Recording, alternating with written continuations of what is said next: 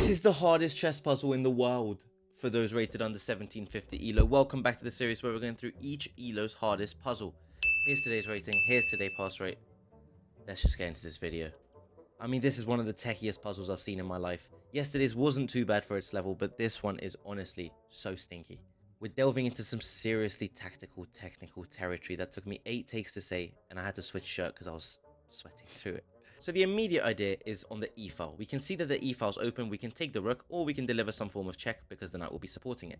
But of course, after very quick calculation, you work out after you check, the rook takes back, the knight takes back, and the king takes back. That doesn't really get us anywhere, despite the fact that our queen is now open to take on h7. Something to bear in mind for later perhaps. Another idea you might have had at this level is getting used to ideas of knight forks and setting them up. Well, if I pinned the queen to the king this way, and the queen took back, I could then deliver that check and pick it up. What does that really achieve me though? Not too much. So there's no point in trying to set it up, especially because we'd have to try and distract this bishop somehow. And so what other ideas are left? Can we push some pawns to try and create some sort of tactical advantage? Start a pawn storm on the king side? I mean, any of these ideas could work, and it did take a while to work out what we do. Remember the idea I had of opening up this diagonal to win this pawn on h7? Well, it would be a real delight if that also came with check. But how can we manufacture that? And this is really difficult to spot. When you feel that there's nothing really to a position, but that the king's position looks a little bit weak, often we're going to be playing on this king's positional weakness. And so let's do what I like to call counting the squares, which is to see how many free squares does the king have to move to at the moment. Well, let's go through them. Well, the king can't move into any of its own pieces, of course.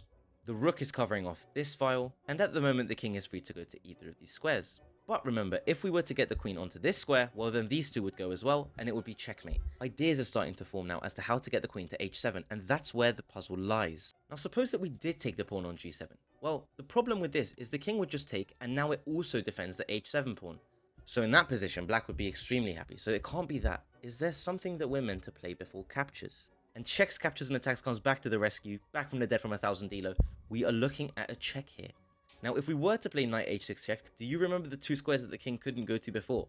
Well, now the knight is covering this one, and the queen is covering this one. So black has to respond to the check. The king can't move, and this would be checkmate. So they're forced into taking the knight. And now our diagonal is open for the queen to go into h7. Now, once the queen goes to h7, we can count our squares, and we realize that the king's got absolutely nowhere to go to, and that this is checkmate. What a difficult find, and what a puzzle. If you manage to solve this one and you're 1700 rated, congratulations, only half of the people at that level are able to. If you were under that level when you managed to get it, I tip my bandana to you, sir. What? Join me tomorrow where we're gonna go mental and solve the world's hardest 2000 puzzle. Wish us luck.